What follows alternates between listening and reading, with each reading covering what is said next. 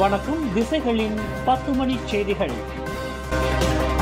மருந்துகளின் விலைப்பட்டியல் விவகாரம், தனியார் மருத்துவர்கள் நடத்தும் போராட்டம் வெற்றி பெறுமா?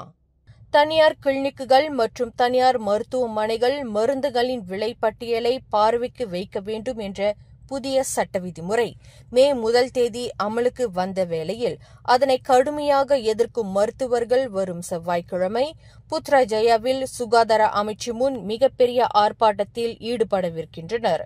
ஒரே தன்மையை கொண்ட மருந்தின் விலை ஒவ்வொரு கிளினிக்கிற்கும் ஒவ்வொரு மருத்துவமனைக்கும் மாறுபட்டு கூடுதல் விலைக்கு விற்கப்படுவதாக பரவலான புகார்கள் எழுந்த வண்ணம் உள்ளது. இந்நிலையில் அந்த மருந்துகளின் விலையை கட்டாயமாக மக்கள் பார்வைக்கு வைக்க வேண்டும் என்ற புதிய சட்டவிதி வலியுறுத்துகிறது. இந்நிலையில் அரசாங்கத்தின் இந்த புதிய கட்டுப்பாட்டிற்கு தாங்கள் அடிபணிய போவதில்லை என்று மருத்துவர்கள் சூளுரைக்கின்றனர். தங்களை பிரதிநிதிக்கும் மருத்துவர் சங்கத்துடன் முறையாக பேச்சுவார்த்தை நடத்தாமல் இந்த புதிய விதிமுறை அமலுக்கு வந்திருப்பதை தாங்கள் கடுமையாக எதிர்ப்பதாக மருத்துவர்கள் கூறி வருகின்றனர். இந்நிலையில் மருத்துவர்கள் நடத்தவிருக்கின்ற இந்த எதிர்ப்பு ஆர்ப்பாட்டத்திற்கு அரசாங்கம் அடிபணிய போகிறதா அல்லது மருந்துகளின் விலைப்பட்டியலை பொதுமக்களின் பார்வைக்கு வைப்பதில் தனியார் துறை மருத்துவர்களுக்கு அப்படி என்ன சிரமம் காத்திருக்கிறது என்பதை வினவப் போகிறதா என்பது முக்கிய கேள்வியாக இருந்து வருகிறது. அண்மைய காலமாக தனியார் கிளினிக்குகள் மற்றும் தனியார் மருத்துவமனைகளில் மருத்துவ சிகிச்சைக்கான கட்டணம் பல மடங்காக உயர்ந்திருப்பது குறித்து மக்கள் தொடர்ந்து தங்கள் அதிருப்தியை வெளிப்படுத்தி வருகின்றனர். இதற்கு தனியார் கிளினிக்குகள் மற்றும் மருத்துவமனைகள் கூறுகின்ற காரணம் மருத்துவ பொருட்களின் விலை உயர்ந்து விட்டதாக குற்றஞ்சாட்டப்படுகின்றன. உண்மையிலேயே மருந்து பொருட்களின் விலை உயர்வு கண்டுள்ளதா அல்லது அந்த காரணத்தை ஒரு சாக்காக பயன்படுத்தி சிகிச்சை கட்டணத்தை உயர்த்தி வருகின்றனவா என்ற கேள்வி பல்வேறு தரப்பினர் மத்தியில் எழுந்துள்ளது. இந்நிலையில் அனைத்து தனியார் கிளினிக்குகள் மற்றும் தனியார் மருத்துவமனைகள் மருந்துகளின் விலைப்பட்டியலை பொது மக்களின் பார்வைக்கு வைக்க வேண்டும் என்று புதிய சட்டத்தின் வாயிலாக அரசாங்கம் உத்தரவிட்டுள்ளது. இன்று சிங்கப்பூர் பொதுத் தேர்தல் நடைபெற்று முடிந்த வேளையில் துவாஸ் சோதனை சாவடி மையத்தில் கடும் போக்குவரத்து நெரிசல் காரணமாக சிங்கப்பூரிலிருந்து ஜொகூருக்கு செல்லும் பயணிகள் 5 மணி நேர போக்குவரத்து நெரிசலை எதிர்கொள்ள வேண்டிய நிர்பந்தத்திற்கு ஆளாகியுள்ளனர். இன்று காலையில் சிங்கப்பூர் உட்லேண்ட்ஸ் மற்றும் துவாஸ் ஆகிய சோதனை சாவடி மையங்களில் கடும் போக்குவரத்து நெரிசல் தொடங்கியது. இரவில் சிங்கப்பூரிலிருந்து ஜொகூருக்கு செல்ல வேண்டியவர்கள் 5 மணி நேரம் அல்லது அதற்கு மேற்பட்ட நேர தாமதத்தை எதிர்கொள்ள நேரிடலாம் என்று சிங்கப்பூரின் குடிநுழைவு மற்றும் சோதனை சாவடி ஆணையமான ICA அறிவித்துள்ளது. தனியார் கிளினிக்குகள் உட்பட அனைத்து மருத்துவமனைகளிலும் மருந்துகளின் விலைப்பட்டியல் பார்வைக்கு வைக்கப்பட வேண்டுமென்ற புதிய சட்டம் கடந்த மே 1 அமலுக்கு வந்துள்ளது. இந்நிலையில் இந்த புதிய நடைமுறைக்கு கடும் எதிர்ப்பு தெரிவித்து வரும் தனியார் மருத்துவர்கள் வழங்கக்கூடிய கோரிக்கை மனுவை பெற்றுக்கொள்ள சுகாதாரத்துறை தயாராக இருப்பதாக அதன் அமைச்சர் டாக்டர் ஜுல்கிஃப்லி அஹ்மத் தெரிவித்தார். இவ்விவகாரத்தில் தங்கள் அதிருப்தியை தெரிவித்துள்ள மருத்துவர்களின் உரிமைகளை தாம் மதிப்பதாக அமைச்சர் குறிப்பிட்டார். அதேவேளையில் வரும் செவ்வாய்க்கிழமை புத்ராஜயாவில் மிகப்பெரிய ஆர்ப்பாட்டத்தில் ஈடுபட போவதாக அறிவித்துள்ள தனியார் மருத்துவர்களின் கோரிக்கை மனு எதுவாக இருந்தாலும் அதனை தாம் பெற்றுக்கொள்ளவிருப்பதாக டாக்டர் ஜுல்கிஃப்லி அஹ்மத் குறிப்பிட்டார். எந்த ஒரு அரசியல் கட்சியுடனும் கூட்டு ஒத்துழைப்பு கொள்வது குறித்து பர்சத்து கட்சி இன்னும் முடிவு செய்யவில்லை என்ற அதன் தலைவர் தான் ஸ்ரீ முஹிடின் யாசின் தெரிவித்தார். அதேவேளையில் அப்படியொரு கூட்டு ஒத்துழைப்பு கொள்வதற்கான அவசியம் ஏற்படுமானால் அது குறித்து கட்சியின் அரசியல் பிரிவு மற்றும் உச்சமன்றத்தில்தான் கலந்து ஆலோசிக்க வேண்டியுள்ளது என பரிகாத்தான் நேஷனல் தலைவருமான முஹிடின் குறிப்பிட்டார். இப்போதைக்கு எந்த ஒரு தரப்பினருடன் அரசியல் கூட்டு ஒத்துழைப்பு குறித்து முடிவு செய்யப்படவில்லை என முஹிடின் விளக்கினார். கோலஸ்லாங்கூர் பஸ்தாரி ஜெயாவில் உள்ள செம்பனை ஆயில் மில் தொழிற்சாலையில் நீராவி கொதி இயந்திரமான பாய்லர் வெடித்ததில் 4 தொழிலாளர்கள் கடும் தீக்காயங்களுக்கு ஆளாகினர். இச்சம்பவம் இன்று காலை 8:55 மணியளவில் நிகழ்ந்ததாக தீயணைப்பு மீட்பு படையின் ஸ்லாங்கூர் மாநில உதவி இயக்குநர் ஹமட் முக்லிஸ் முக்தார் தெரிவித்தார். இவ்விபத்து தொடர்பாக அவசர அழைப்பு பெற்ற பஸ்தாரி ஜெயா தீயணைப்பு நிலையம் வீரர்களை சம்பவ இடத்திற்கு விரைந்து சென்று சோதனையிட்டதில் உள்ளூர் தொழிலாளர் ஒருவர், வங்காளதேச பிரஜை ஒருவர் மற்றும் 2 நேபாளியர்கள் நீராவி தெரித்து தீக்காயங்களுக்கு ஆளானது தெரியவந்துள்ளது. 27 முதல் 38 வயதுக்கு உட்பட்ட அந்த 4 தொழிலாளர்களும் தஞ்சோங் காராங் மருத்துவமனையில் சேர்க்கப்பட்டுள்ளதாக ஹமட் முக்லிஸ் குறிப்பிட்டார்.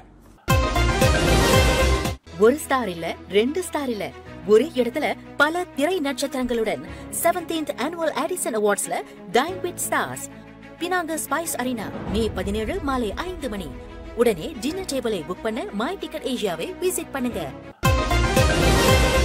கில்லான் பள்ளத்தாக்கில் மேற்கொள்ளப்பட்ட 130 கோடி வெள்ளி பெறுமானமுள்ள நெடுஞ்சாலை திட்டத்தில் போலி ஆவணங்களை சமர்ப்பித்து 36 கோடி ரிங்கெட் கோரியது தொடர்பில் SPRM மேற்கொண்டு வரும் விசாரணையில் மேலும் ஒரு நபர் கைது செய்யப்பட்டுள்ளார். நிறுவனம் ஒன்றின் முன்னாள் தலைமை செயல்முறை அதிகாரியான 40 வயது மதிக்கத்தக்க அந்த நபர் நேற்றிரவு 11 மணி அளவில் புத்ராஜயாவில் உள்ள SPRM தலைமையகத்திற்கு அழைக்கப்பட்டு கைது செய்யப்பட்டதாக அதன் வட்டாரம் ஒன்று தெரிவித்தது. பொய்யான ஆவணங்களை சமர்ப்பித்து 36 கோடி ரிங்கெட் கோரிய மிகப்பெரிய ஊழலில் இந்நபர் உடந்தையாக இருந்ததாக நம்பப்படுகிறது. பள்ளி வேனில் 4 மணி நேரத்திற்கும் கூடுதலாக கைவிடப்பட்ட நிலையில் மூச்சுத் திணறலுக்கு ஆளாகி 5 வயது சிறுவன் உயிரிழந்த சம்பவம் தொடர்பில் கைது செய்யப்பட்டுள்ள வேன் ஓட்டுநரை 7 நாட்களுக்கு தடுத்து வைப்பதற்கான நீதிமன்ற அனுமதியை போலீசார் பெற்றுள்ளனர். 56 வயதுடைய அந்த வேன் ஓட்டுநர் கடந்த புதன்கிழமை ஜோஹர் இஸ்கண்டார் புத்ரி தாமான் புக்கெட் இண்டாவில் கைது செய்யப்பட்டதாக மாவட்ட போலீஸ் தலைவர் M. குமரேசன் தெரிவித்தார். அந்த நபருக்கு பழைய குற்றப்பதிவுகள் எதுவும் இல்லை. அதேவேளையில் போதைப்பொருள் உட்கொள்ளவில்லை என்பது பரிசோதனையில் தெரிய வந்துள்ளது என குமரேசன் குறிப்பிட்டார். தாமான் புக்கெட் இண்டாவில் உள்ள பாலர் பள்ளியில் பயின்று வந்த அந்த சிறுவன் கடந்த ஏப்ரல் 30ஆம் தேதி காலை 7:30 மணி அளவில் சம்பந்தப்பட்ட பள்ளி வேனில் பாலர் பள்ளிக்கு புறப்பட்டான். அனைத்து மாணவர்களையும் தத்தம் பள்ளிகளில் இறக்கிவிட்ட பின்னர் வேன் ஓட்டுநர் தனது வீட்டிற்கு சென்று விட்டார். மதியம் 12 மணி அளவில் மீண்டும் வேனை எடுத்தபோது வேனுக்குள் அந்த 5 வயது சிறுவன் சுய நினைவு இழந்த நிலையில் கிடந்தது அவரை அதிர்ச்சிக்குள்ளாக்கியது. அந்த சிறுவன் ஜோஹர் பாரு சுல்தானா அமினா மருத்துவமனைக்கு தூக்கிச் செல்லப்பட்ட போது அந்த பாலகன் ஏற்கனவே இறந்துவிட்டதாக தெரிவிக்கப்பட்டது. இச்சம்பவம் சம்பந்தப்பட்ட சிறுவனின் பெற்றோருக்கு மட்டுமின்றி மக்கள் மத்தியில் பெரும் அதிர்ச்சி அலையை ஏற்படுத்தியுள்ளது. ஸ்பா மருத்துவ குளியல் என்ற பெயரில் அந்நிய நாட்டு பெண்களை வலுக்கட்டாயமாக விபச்சாரத்தில் ஈடுபடுத்திய கும்பல் ஒன்றை குடிநுழைவுத்துறையினர் முறியடித்துள்ளனர். ஜோஹர் பாரு மாநகரில் உள்ள ஒரு ஸ்பா மையத்தில் கடந்த வியாழக்கிழமை திடீர் சோதனை மேற்கொண்ட போது அங்கு விபச்சாரம் நடைபெறுவது கண்டுபிடிக்கப்பட்டது. அந்நிய நாட்டு பெண்களை கைது செய்து விசாரணை நடத்திய போது அவர்களில் 10 பேர் சம்பந்தப்பட்ட கும்பலினால் வலுக்கட்டாயமாக விபச்சாரத்தில் ஈடுபடுத்தப்பட்டிருப்பது தெரியவந்துள்ளது. 58 அதிகாரிகள் களம் இறக்கப்பட்டு சோதனை மேற்கொள்ளப்பட்ட போது 18க்கும் 40க்கும் இடைப்பட்ட வயதுடைய 37 வியட்நாம் பெண்கள், 16 இந்தோனேசிய பெண்கள் கைது செய்யப்பட்டனர். பிடிப்பட்ட பெண்களில் 6 வியட்நாம் பெண்களும் 4 இந்தோனேசிய பெண்களும் சம்பந்தப்பட்ட கும்பலினால் வலுக்கட்டாயமாக விபச்சாரத்தில் ஈடுபடுத்தப்பட்டது தெரியவந்துள்ளது என குடிநுழைவு தலைமை இயக்குநர் டத்தோ ஜக்காரியா ஷாபான் தெரிவித்தார். ஆடவர் ஒருவர் பலத்த வெட்டுக்காயங்களுடன் இரத்த வெள்ளத்தில் கிடந்தது கண்டுபிடிக்கப்பட்டுள்ளது. இன்று சனிக்கிழமை காலை 9 மணி அளவில் பினாங்கு புக்கெட் மர்தாஜாம் புக்கெட் மீனா தொழிற்பேட்டை பகுதியில் தொழிலாளர்கள் தங்கும் விடுதியில் ஆடவரின் உடல் கண்டுபிடிக்கப்பட்டது. ஒரு மியான்மர் பிரஜையான 30 வயது மதிக்கத்தக்க நபர் உலோகப் பொருட்கள் மறுசுழற்சி செய்யும் தொழிற்சாலையின் தங்கும் விடுதியில் முதல் மாடியில் இறந்து கிடந்தார். பின்னர் நிர்வாகத்தின் மூலம் போலீசுக்கு தகவல் கொடுக்கப்பட்டது. அங்கு தங்கும் விடுதியில் மற்ற தொழிலாளர்கள் யாரும் காணப்படவில்லை. கொலைக்கு பயன்படுத்தப்பட்ட ஆயுதம் மோப்ப நாய் உதவியுடன் போலீசார் கண்டுபிடித்துள்ளனர். ஜோஹர் பாரு மெர்சிங் கோத்தாதிங்கி சாலையின் 44.2வது கிலோமீட்டரில் நேற்றிரவு நிகழ்ந்த விபத்தில் 10 வயது சிறுவன் உயிரிழந்தான். இதர 10 பேர் காயமடைந்தனர். இந்த விபத்தில் 3 வாகனங்கள் சம்பந்தப்பட்டிருப்பதாக கோத்தாதிங்கி மாவட்ட போலீஸ் தலைவர் யூசுப் ஒத்மான் தெரிவித்தார்.